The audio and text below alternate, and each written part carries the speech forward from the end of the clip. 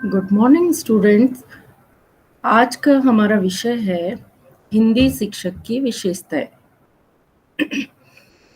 हिंदी शिक्षक की विशेषताओं को देखना इसलिए भी ज़रूरी है कि अब आप शिक्षक बनने जा रहे हैं और यदि आपको शिक्षक की विशेषताएं नहीं पता होंगी तो आप किस प्रकार से अपने आप को शिक्षक के योग्य बना सकेंगे। इसलिए हमें हिंदी शिक्षक की विशेषताओं को देखना आवश्यक है। सर्वप्रथम हम इसके उद्देश्य देखें तो शिक्षा का इससे संबंधित हमारी प्रस्तावना को लेकर चलते हैं पहले, फिर हम उद्देश्यों पर आएंगे। शिक्षक का कार्य केवल विषय विशेष का ज्ञान कराना मात्र नहीं होता। आज हमारे देश में लोकतंत्र शासन प्रणाली है। हमें स्वस्थ और चरित्रवान नागरिकों की आवश्यकता है। कोई भी शिक्षा पद्धति यदि बालकों पर शारीरिक, मानसिक और चारित्रिक विकास कर उन्हें सफल एवं सुयोग्य नागरिक बनाने में समर्थ है, तो हम उसे स्वीकार नहीं कर सकते। इसके लिए सबसे पहले एक सुयोग्य अध्यापक की आवश्यकता होती है। जैसे कि हमें पता है कि हमारे देश एक लोकतांत्रिक शासन प्रणाली का देश है और वहाँ नागरिकों की ही आवश्यकता के अनुरूप, नागरिकों के चरित्र के अनुरूप ही देश का विकास संभव होता है। तो हमें बालकों को इस प्रकार का समर्थ बनाना होगा, शारीरिक रूप से, मानसिक रूप से, चारित्रिक रूप से, कि वो आगे चलकर एक अच्छे नागरिक बने। और यदि सभी बालक, विद्यार्थी अच्छे नागरिकों के रूप में सामने आएंगे तो फिर देश का भी विकास संभव हो पाएगा। और ये सभी किस किससे संभव होगा? ये अध्यापक ही उन्हें सुयोग्य विद्यार्थी बना पाएंगे। अब यहाँ हम उसके उद्देश्यों पर अगर प्रकाश डालें तो शिक्षा, आज का जो शिक्षक है वो निरंकुश शासक नहीं, वह एक कलाकार है जो कोमल बच्चों को जीवन के उपयुक्त बनाता है और बच्चों को अभिभावकों का प्रदर्शन एवं मित्र है। इसी तरीके से जो शिक्षक है उससे यह आशा की जाती है कि वह अपने कार्य में निष्ठा रखकर शिक्षण कार्य करे और बच्चों को सुयोग्य नागरिक बनाए। इसी से शिक्षक को समाज सुधारक एवं राष्ट्र निर्माता कहा जाता है। तो इससे हमारा उद्देश्य ये निकलता है कि अगर हम शिक्षक की विशेषताओं को पढ़ेंगे तो हम कहीं ना कहीं उन विशेषताओं को अपने अंदर भी समाहित करने का सोचेंगे। अब सबसे पहले जो है वो हम देखेंगे कि हिंदी शिक्षक के गुण, हिंदी शिक्षक की विशेषताएं, गुण किस प्रकार के होने चाहिए। तो हिंदी कि वो हिंदी का प्रचार करे, उसको सभी तरफ फैलाए। हिंदी राष्ट्रभाषा है, इसलिए हिंदी शिक्षक का दायित्व महान है। इस उत्तरदायित्व का भाव हिंदी अध्यापक को होना चाहिए। दुर्भाग्यवश समाज में हिंदी अध्यापक को वह महत्व प्राप्त नहीं है जो अंग्रेजी या विज्ञान के अध्यापक को प्राप्त है। इस अवहेलना के अनेक कारण हैं, परंतु उनमें एक महत्वपूर्ण कारण यह भी है कि राष्ट्रभाषा के अध्यापक स्वयं भी अपने दायित्व के प्रति सतत सचेष्ट नहीं है। इसलिए हिंदी शिक्षक को अपने दायित्व एवं गुणों का ज्ञान अवश्य होना चाहिए। अब यहाँ ये कहा जा रहा है कि हिंदी अध्यापक को अधिक महत्व नहीं दिया जाता। अंग्रेजी का अध्यापक है या विज्ञान का अध्यापक है, उसके लिए लोग ज्यादा लालायित रहते हैं या उसका अधिक आदर करते हैं। तो ये इसलिए भी संभव है कि जब हमारी राष्ट्रभाषा, राजभाषा हिंदी है, तो भी हिंदी शिक्षक होने के नाते हम अपने अंदर वो गुण नहीं ला पाते, जो हिंदी शिक्षक है वो अपने अंदर ये गुण नहीं ला पाता कि वो हिंदी भाषा से संबंधित प्रचार-प्रसार, अपना जो हिंदी भाषा का विकास है, उसे करने का गुण अपने अंदर लाए। इसीलिए हिंदी का जो अध्यापक है, उसकी अवहेलना की जाती है। अब इसमें सबसे पहले हम शिक्षक के गुण देखेंगे, तो 2 प्रकार के शिक्षक के गुण हैं। एक विशिष्ट गुण है, एक सामान्य गुण है। अब जब हम सामान्य गुण की बात करते हैं, तो सामान्य गुण यानी कि सामान्य व्यक्ति में जो गुण पाए जाते हैं। एक हिंदी का शिक्षक एक अच्छा नागरिक हो सकता है, एक अच्छा स्वाभाविक जो आदर्श शिक्षक बन सकता है, एक उसमें एक चारित्रिक गुण भी विद्यमान हो सकता है। तो इस तरीके के जो सामान्य लोगों में गुण पाए जाते हैं, वो हिंदी शिक्षक में भी होते हैं। अब यहाँ विशिष्ट गुण की बात करें, तो विशिष्ट गुण में बहुत सारे ऐसे गुण हैं, जो कि हिंदी शिक्षक में होने आवश्यक है। विशिष्ट गुणों में बहुत सारे हम देख रहे हैं कि पंक्तिबद्ध बहुत सारे क्रम से दिए गए हैं गुण।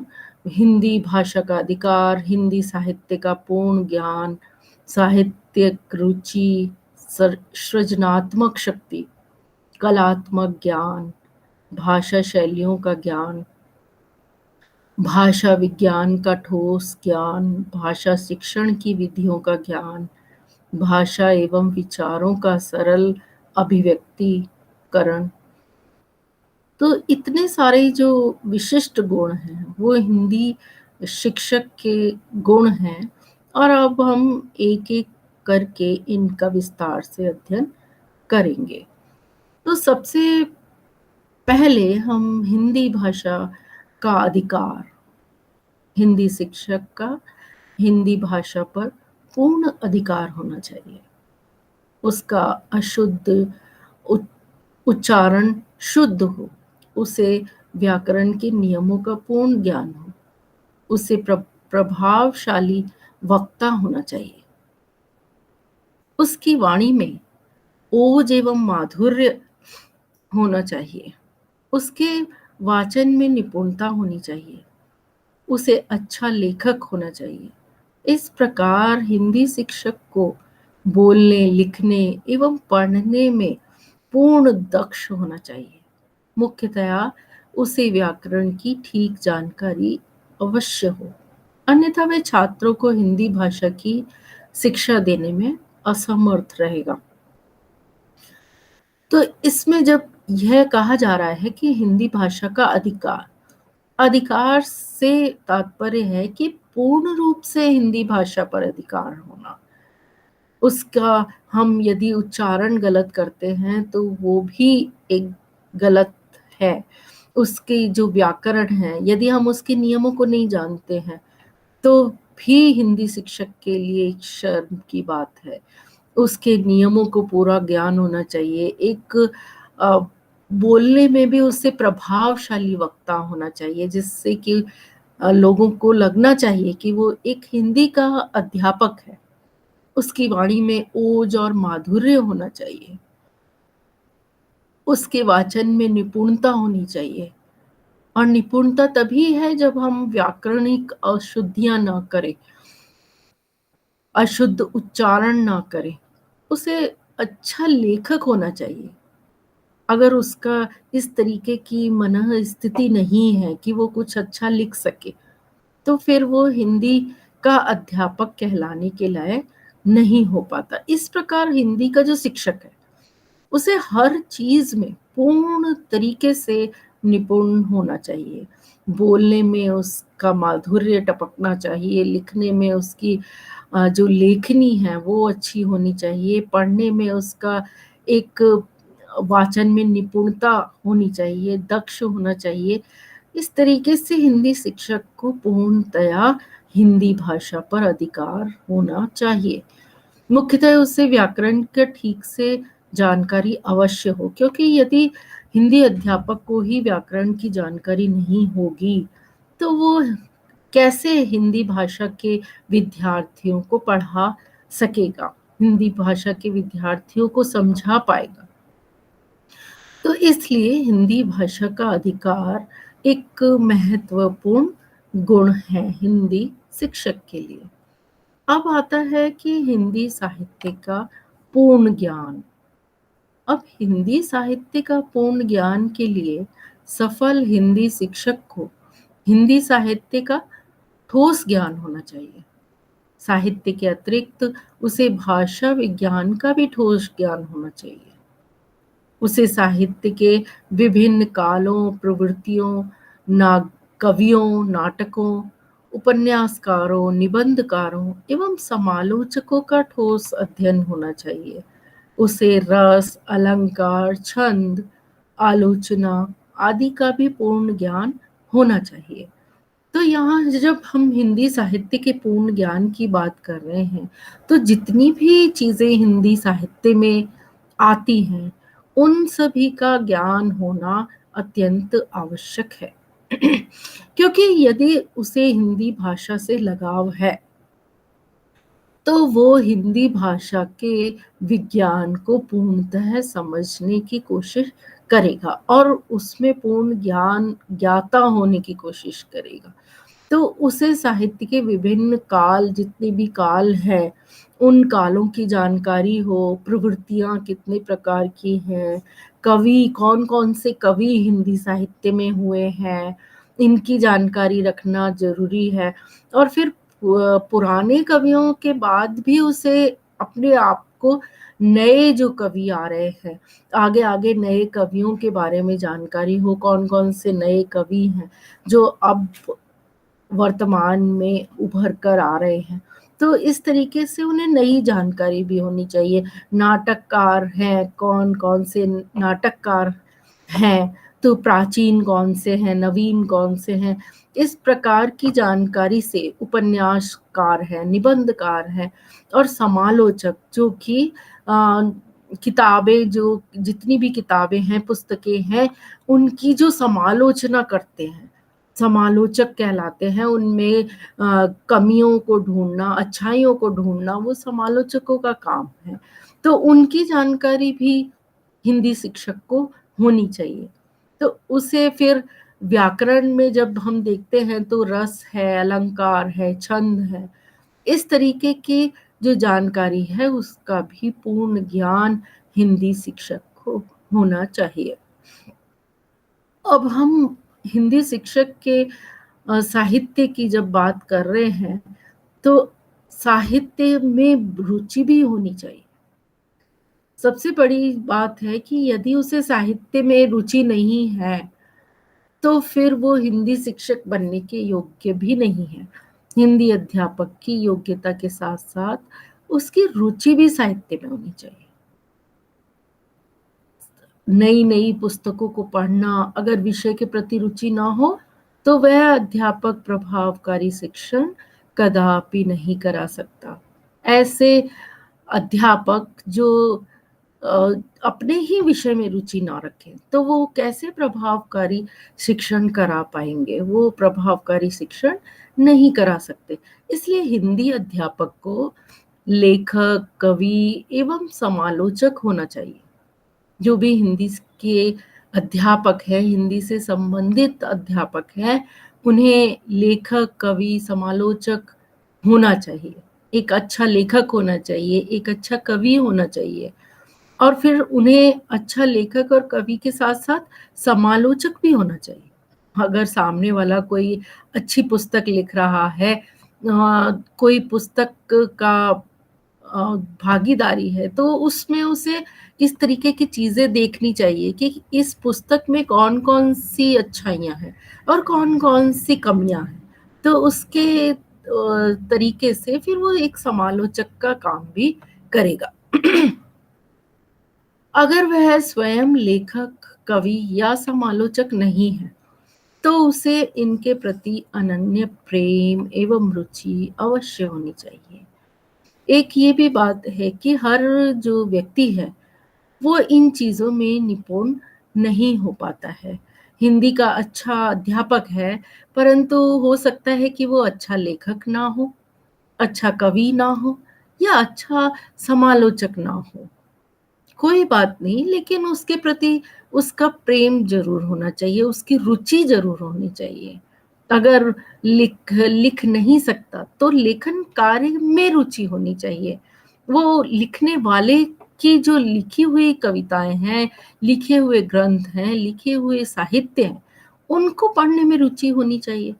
उसे स्वयं साहित्यिक क्रमों में भाग लेना चाहिए तथा संस्था में कवि सम्मेलन, वाद-विवाद प्रतियोगिताएँ, नाटक आदि का आयोजन करते रहना चाहिए।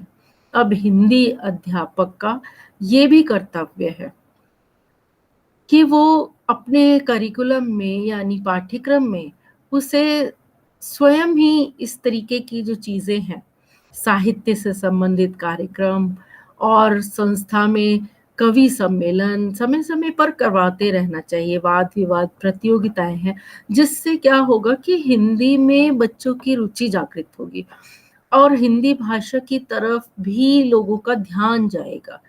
कि इस तरीके से कवि सम्मेलन हुआ था, उसमें हिंदी में बहुत सारी कविताएँ सुनाई गई थी। तो इस चीज़ से लोगों का ध्यान हिंदी की तरफ आकर्षित होगा और इन चीज़ों के माध्यम से हम संदेश भी दे सकते हैं लोगों को। नाटक है, आदि का आयोजन करके कोई भी संदेश हम देना चाहें तो लोगों तक पहुँचा सकते हैं। तो इन सभी चीज़ों का जो ज्ञान है, यदि हिंदी अध्यापक को नहीं है या उनमें रुचि नहीं है, तो वो किस तरीके से बच्चों में ये चीज़ें डालेगा। बच्चों में ये आदतें तभी आ सकती हैं जब एक शिक्षक में वो आदतें हों। तो इसी तरीके से हम ये देखते हैं कि जो साहित्य है, हिंदी का शिक्षक होने के नाते साहित्य में रुचि अत्यंत आवश्यक है। अब अगला आता है कि भाषा शिक्षण की विधियों का ज्ञान। बहुत सारी विधियाँ अलग-अलग विषयों में देखी जाती हैं और भाषा शिक्षण में भी बहुत सी विधियाँ हैं। कुछ विधियाँ शिक्षक केंद्रित हैं, कुछ विद्यार्थी केंद्रित विधियाँ भी होती हैं। तो इस तरीके से बहुत सारी भाषा शिक्षण की विधियाँ हैं, जिनका ज्ञान से हिंदी भाषा के शिक्षक को होना चाहिए। हिंदी भाषा के शिक्षण की विविध विधियों का ठोस ज्ञान होना चाहिए। इन विधियों का उसे सतत अध्ययन करते रहना चाहिए। हिंदी शिक्षण में कब कौन-सी विधि अधिक उपयोगी होगी, इसका ध्यान रखकर अध्यापन कार्य संपादित करना चाहिए। इस संदर्भ में नवीन शोधों एवं अनुसंधानों का भी उसे अध्ययन करते रहना चाहिए। हिंदी भाषा भाषी क्षेत्रों में कौन-सी विधि अधिक उपयोगी होगी और अहिंदी क्षेत्रों में कौन-सी विधि उपयोगी होगी, इसे दृष्टिगत करते हुए हिंदी शिक्षक को अध्यापन कार्य करना चाहिए। तो ये एक हिंदी शिक्षक के कंधों पर बहुत बड़ी ज़िम्मेदारी है कि उसे इस बात का ज्ञान होना चाहिए कि कौन-कौन सी विधियाँ हैं जो हिंदी भाषा से संबंधित हैं और उन विधियों का कब और कहाँ कैसे प्रयोग करना है, इसका भी उन्हें ध्यान रखना पड़ेगा और इस संदर्भ में नवीन-नवीन शोध भी करने होंगे। अगर हो सकता है कि पहले की जो विधियाँ चली आ रही हैं, उनका लाभ नहीं हो पा रहा है, विद्यार्थियों तक अपनी बात को हम नहीं पहुँचा पा रहे हैं, तो हम नई विधि की भी खोज कर सकते हैं, नई विधियों को काम में ले सकते हैं। अभी वर्तमान में बहुत सारी नई-नई तकनीकी जो आ गई हैं, उन्हें भी हिंदी भाषा में प्रयोग कर सकते हैं। इस तरीके से यदि हम नए-नए शोध करते हैं, हिंदी भाषा का शिक्षक इस तरफ भी यदि अपना ध्यान दें कि नवीन शोध कार्यों के माध्यम से, हम नए अनुसंधान कार्यों के माध्यम से नई-नई विधियों को लाएँ, तो हम हिंदी भाषा के क्षेत्र में बहुत उपयोगी सिद्ध हो सकते हैं। और हमें ये भी देखना होगा कि यदि हम हिंदी भाषा राज्यों में हैं, तो वहाँ हम किस प्रकार की विधियों को काम में ले रहे हैं। वहाँ हम ज़्यादा हमें परेशान होने की आवश्यकता नहीं होगी, हम छोटे-छोटे विधियों को काम में लेकर भी अपनी बात को उन तक पहुँचा सकते हैं। परंतु एक मुश्किल तब आ सकती है जब हम अहिंदी क्षेत्रों में हैं, गैर हिंदी भाषी क्षेत्रों में हैं, जैसे अगर हम तमिलनाडु, आंध्र प्रदेश इस तरफ चले गए, तो वहाँ हम हिंदी भाषा को किस तरीके से कौन-कौन सी विधियों से उपयोग में लाएँगे, तो वहाँ अलग प्रकार की विधियाँ काम में आएँगी क्योंकि वहाँ समझने वालों की कमी है, हिंदी।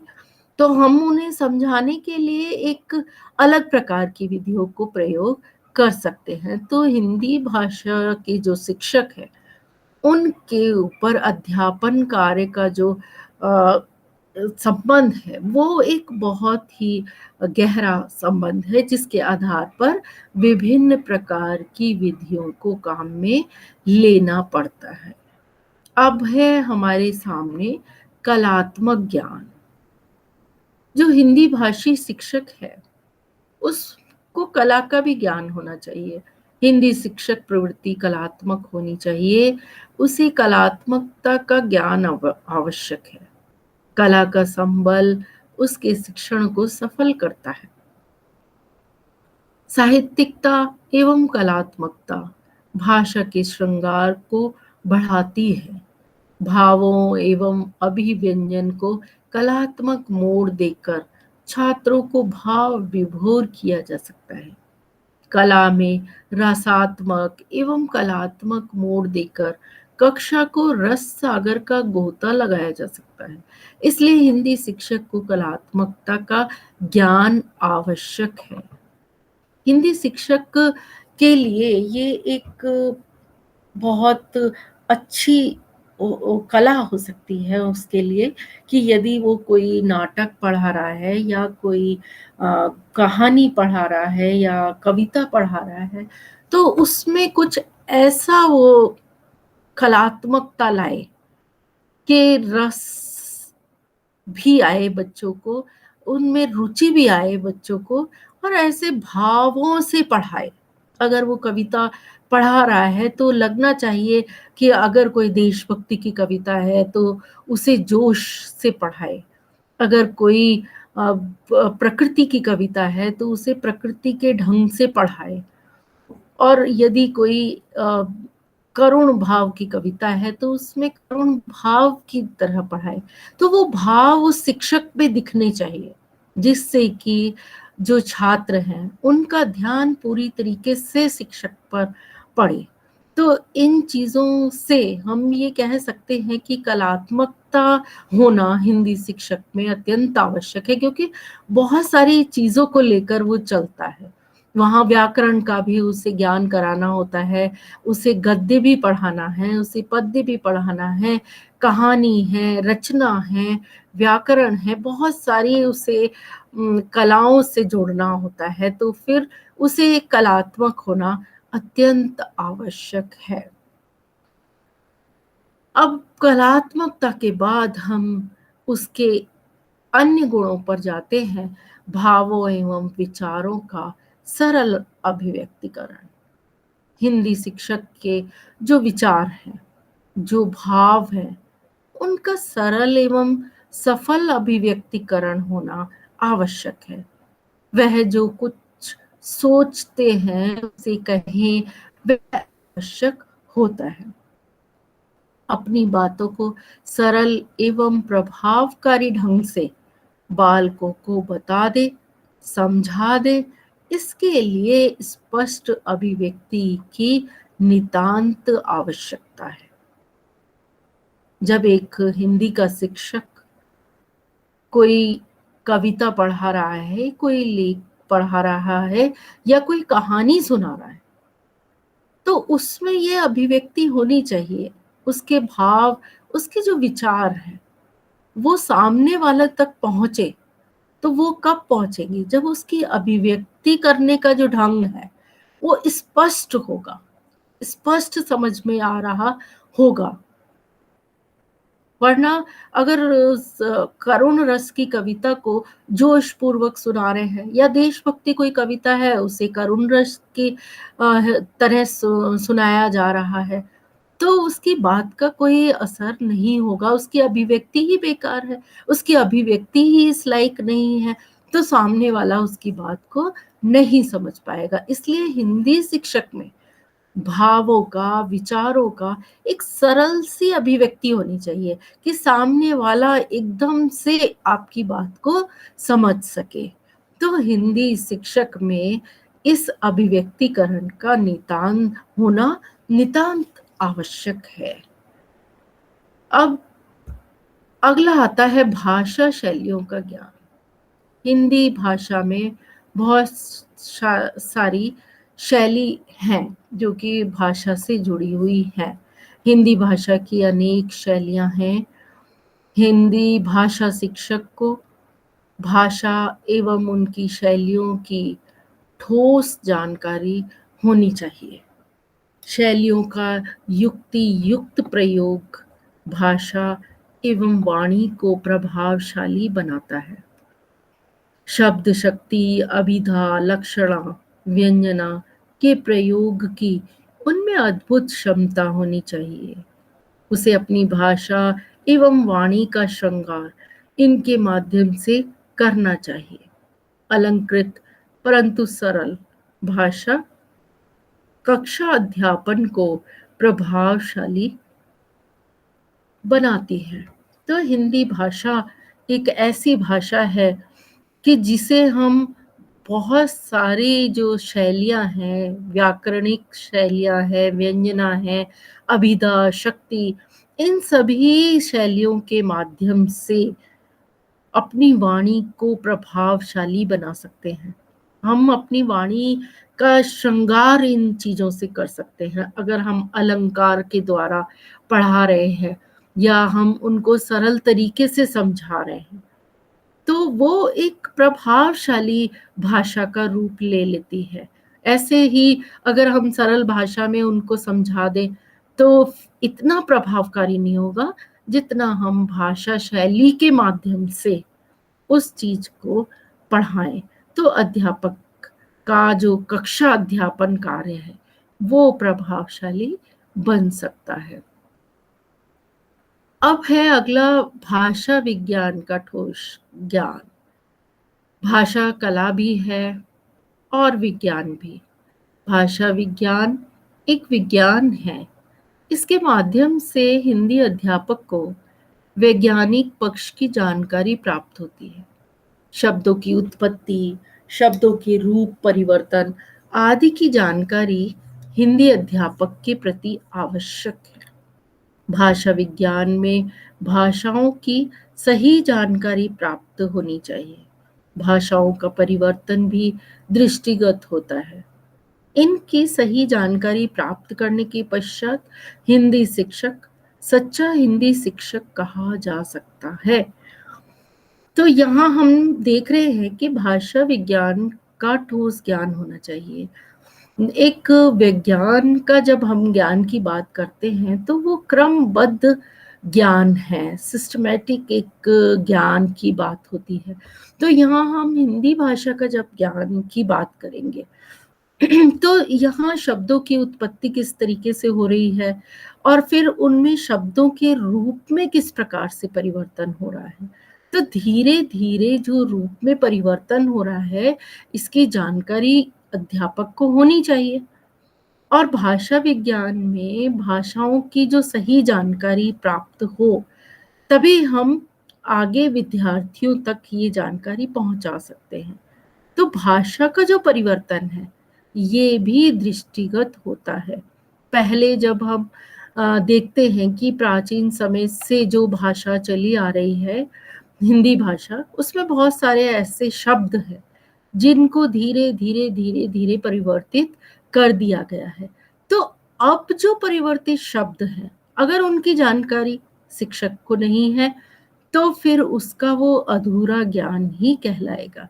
इनकी सही जानकारी प्राप्त करने के पश्चात पहले वो उनकी सही जानकारी प्राप्त करे और उसके बाद हिंदी शिक्षक सच्चा हिंदी शिक्षक कहा जा सकता है कि वास्तव में वो एक अच्छा हिंदी शिक्षक है, जो कि परिवर्तन के साथ अपने जो साहित्य का परिवर्तन है, भाषा का परिवर्तन है, इसके साथ अपनी जानकारी को प्राप्त कर रहा है, जानकारी बढ़ा रहा है, तो फिर कहीं न कहीं हम बालक का विकास भी इसी तरीके से कर पाएँगे। तो हिंदी शिक्षक में भाषा विज्ञान की भी ठोस ज्ञान होना अत्यंत आवश्यक है। अब आता है कि सृजनात्मक शक्ति। ये एक महत्वपूर्ण विषय है कि एक जो सफल हिंदी शिक्षक है, उसमें सृजन शक्ति भी होनी चाहिए। सृजनात्मक शक्ति से जो छात्र हैं, उनको भी वह सृजनात्मक राह पे ले जा सकता है। स्वयं उसे लेखक, कवि या समालोचक होना चाहिए और उसे छात्रों में भी ये प्रवृत्ति भरनी चाहिए, जिससे कक्षा का वातावरण स्वस्थ रहता है तथा हिंदी भाषा ठोस एवं उपयोगी स्वरूप ग्रहण करती है। सृजनात्मकता से यहाँ अर्थ लिया जा रहा है कि जो हिंदी शिक्षक है, वो खुद भी सृजनशील रहे, अच्छी-अच्छी कविताएँ लिखे, अच्छे-अच्छे लेख लिखे और छात्रों को भी इसके लिए प्रेरित करे। क्योंकि अगर कक्षा में 50 छात्र हैं और उन्हें वो हिंदी अध्यापक प्रेरित कर रहा है कि उन्हें लेख लिखने चाहिए, हिंदी कविताएँ लिखनी चाहिए, तो उनमें से अगर 2-4 विद्यार्थी भी इस तरीके से परिवर्तित हो जाते हैं कि वो अच्छे लेख लिखने लग जाते हैं, अच्छी कविताएँ बनाने लग जाते हैं, तो बहुत बड़ा एक सहयोग होगा हिंदी भाषा के लिए, जो कि हिंदी शिक्षक के द्वारा किया गया है। तो इससे क्या होगा कि कक्षा का वातावरण भी स्वस्थ रहेगा।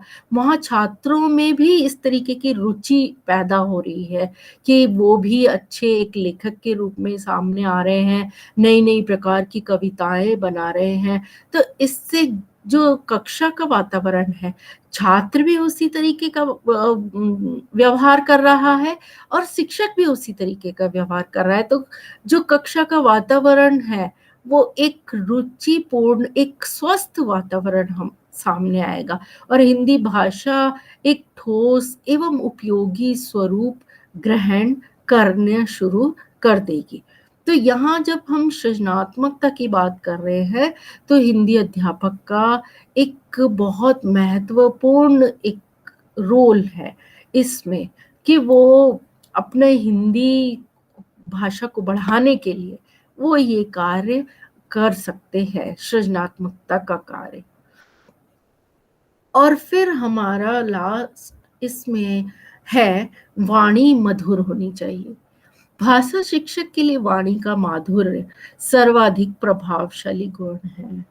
कहा जाता है वा वाण्यमा समं समलंकृति पुरुष या संस्कृता धार्यते, अर्थात मानव का सबसे बड़ा अलंकार उसकी समधुर एवं सुसंस्कृत वाणी है। अध्यापक को वाणी में माधुर्य का होना अति आवश्यक है। माधुर्य भाषा को मनोहारी, आकर्षक एवं प्रभावशाली बनाने का प्रबल साधन है। अब जब हिंदी शिक्षक की बात करी जा रही है, तो हिंदी शिक्षक में इस प्रकार का गुण होना अत्यंत आवश्यक है। भाषा का शिक्षक है।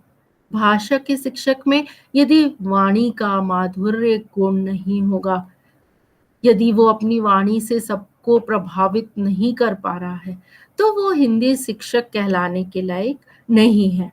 उसे अध्यापक को वाणी में माधुर्य रखना आवश्यक है और वो अपनी ओर मनोहारी रूप से यदि किसी को आकर्षित कर रहा है, प्रभावशाली अपने आप को बना रहा है, तो वो एक वाणी के रूप में ही बना सकता है। तो वाणी ऐसी होनी चाहिए जो दूसरों को प्रभावित करे, खुद को भी शीतलता दे और दूसरों को भी प्रभावित करे। तो इस तरीके से जो हिंदी शिक्षक है, उसका ये गुण भी सर्वोपरि होता है। अब हम देखते हैं कि जो हिंदी शिक्षक है, एक प्रभावशाली शिक्षक ही अच्छा शिक्षण प्रस्तुत कर सकता है। अंत में इस बात को हम अच्छी तरह से समझ लें कि एक प्रभावकारी जो शिक्षक है, वो ही अच्छा शिक्षण प्रस्तुत कर सकता है।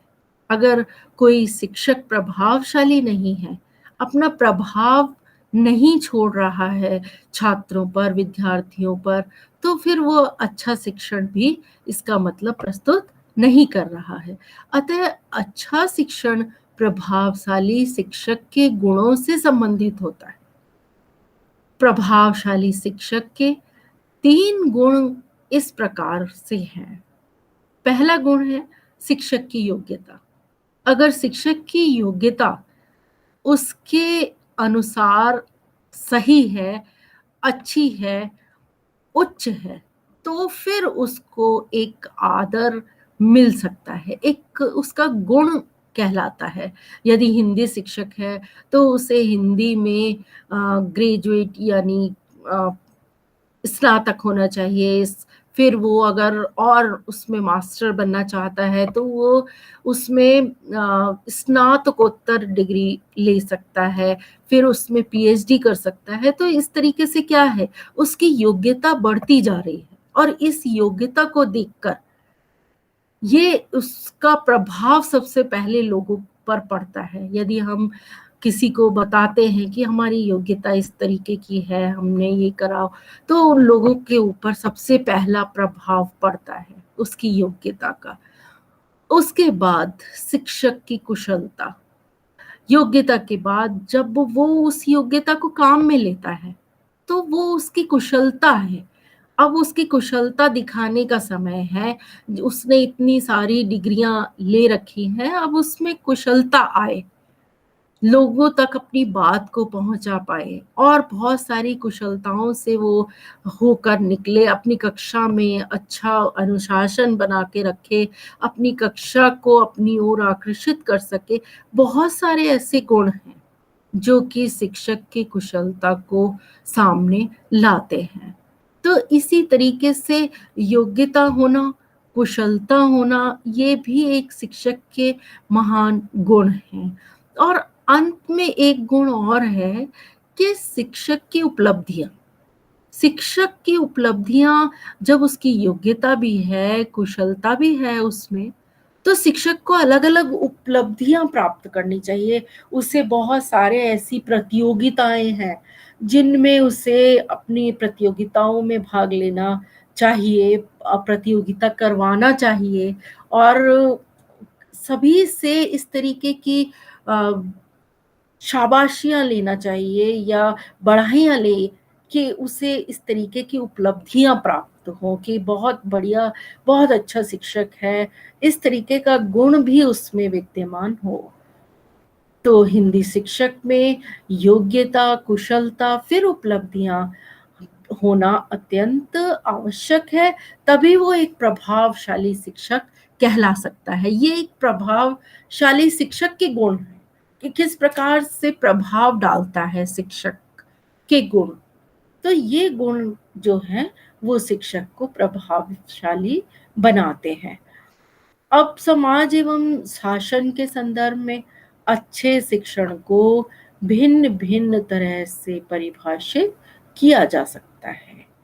और उदाहरण के लिए एक तंत्र शासन में अच्छा शिक्षण उसे कहा जाता है जिसमें शिक्षक अपने व्यक्तिगत गुणों से अंतः क्रिया द्वारा छात्र को प्रभावित कर उसमें ऐसे गुण एवं मूल्यों का विकास करे जो राज्य एवं शासन के हित में हो।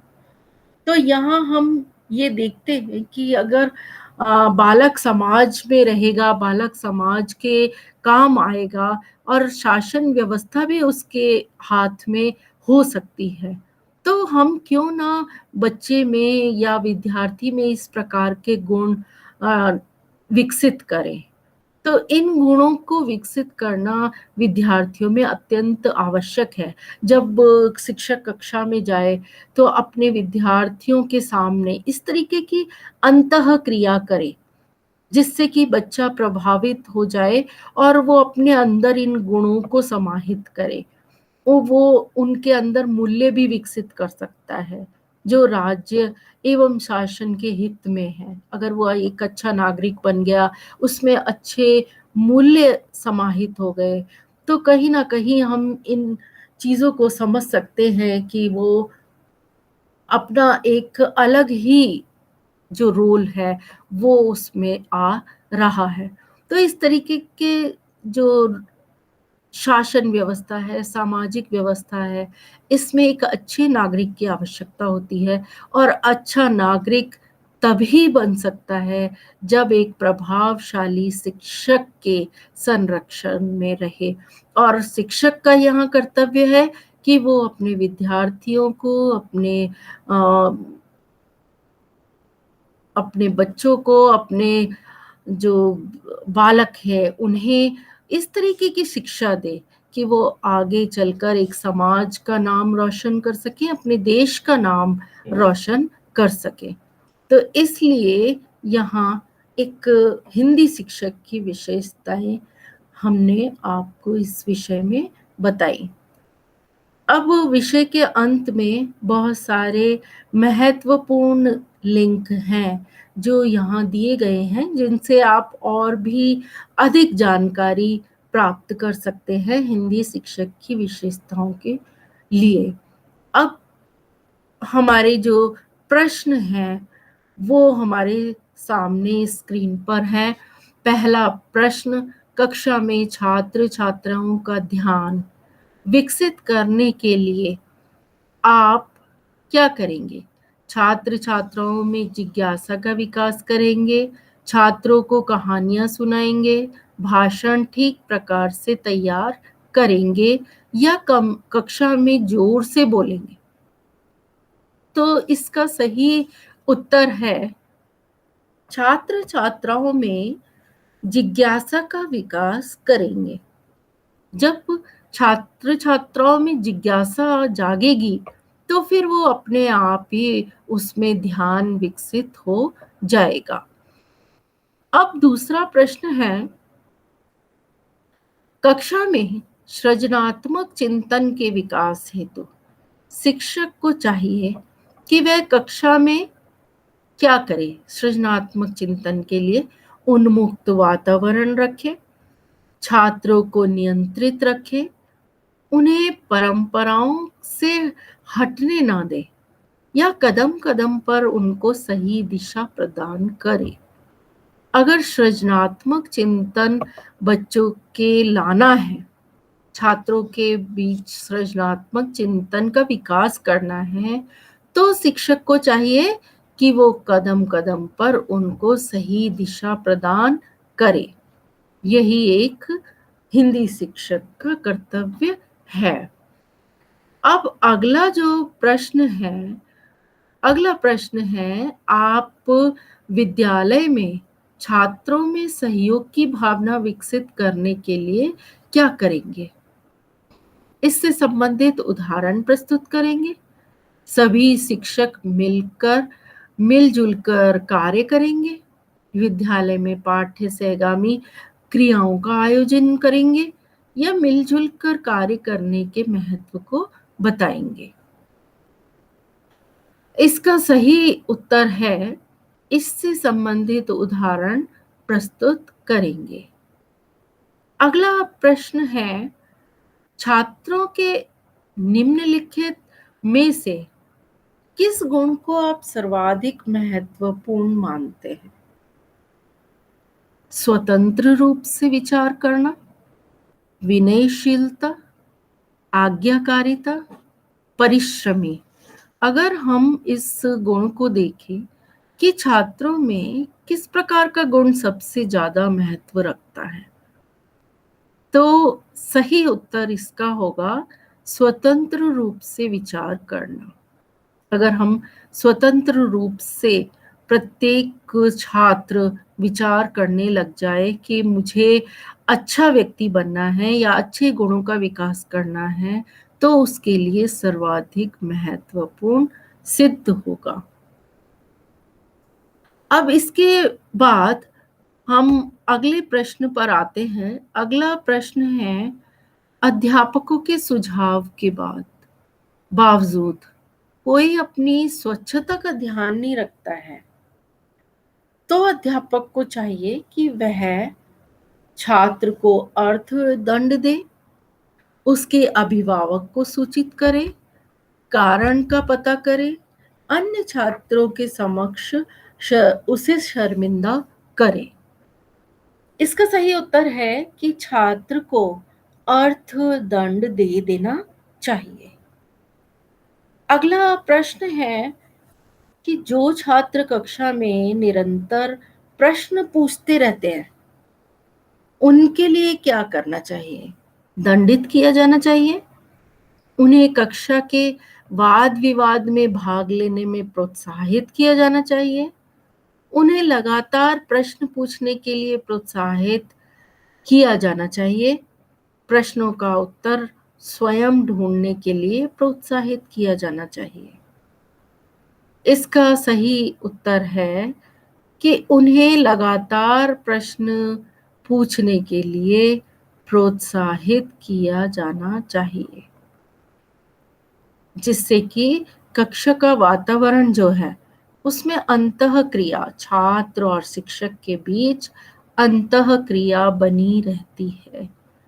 तो छात्रों को इस तरीके के लिए हमें प्रोत्साहित किया जाना चाहिए कि वो प्रश्न पूछते रहें। अगला जो प्रश्न है हमारे सामने, शिक्षक छात्र के लिए पिता की स्थिति में होता है, मित्र व हितैषी की स्थिति में होता है, माता की स्थिति में होता है, या ये सभी स्थिति में होता है? शिक्षक छात्र के लिए सबसे ज्यादा मित्र व हितैषी की स्थिति में होता है। ये सबसे महत्वपूर्ण ऑप्शन है। तो इसका उत्तर भी यही है कि जो शिक्षक है वो छात्र के लिए मित्र व हितैषी की स्थिति में होगा।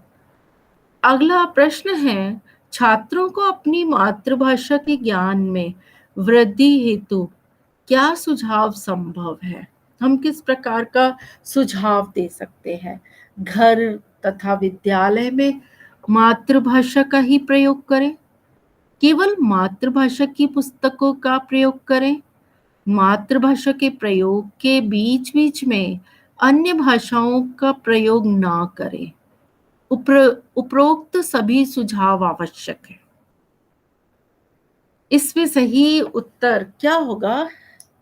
इसका सही उत्तर होगा मातृभाषा के प्रयोग के बीच में अन्य भाषाओं का प्रयोग ना करें। यदि हम अपनी मातृभाषा का प्रयोग कर रहे हैं तो उसके बीच बीच में अन्य भाषा को न लाएं। यही एक बहुत अच्छे मातृभाषा के ज्ञान में वृद्धि हो सकती है। अब अगला प्रश्न है शिक्षक का वह गुण जो उसे अन्य व्यवसायियों से अलग करता है, वह है कर्मठता, भाषण देने में निपुणता, अध्ययनशीलता। ये सभी। कर्मठता एक ऐसा गुण है जो कि शिक्षक को, वह ऐसा गुण है जो अन्य जो व्यवसायी हैं उनसे अलग रखता है। अब अगला प्रश्न है, अंतिम प्रश्न है, किसी भी प्रभावी संचार प्रणाली में प्रतिपुष्टि का प्रयोग किया जाता है। विषय वस्तु को और गहराई से जानने के लिए, ग्राहक के दोषों का पता लगाने के लिए, प्रेषण के दोषों का पता लगाने के लिए, या प्रक्रिया में आवश्यक संशोधन करने के लिए। क्या होगा इसका सही उत्तर? इसका सही उत्तर होगा विषय वस्तु को और गहराई से जानने के लिए। इसका सही उत्तर ये होगा। अब आज का विषय यहीं समाप्त होता है, हिंदी शिक्षक की विशेषताएं। अब अगला विषय अगली कक्षा में पढ़ेंगे। तब तक के लिए धन्यवाद।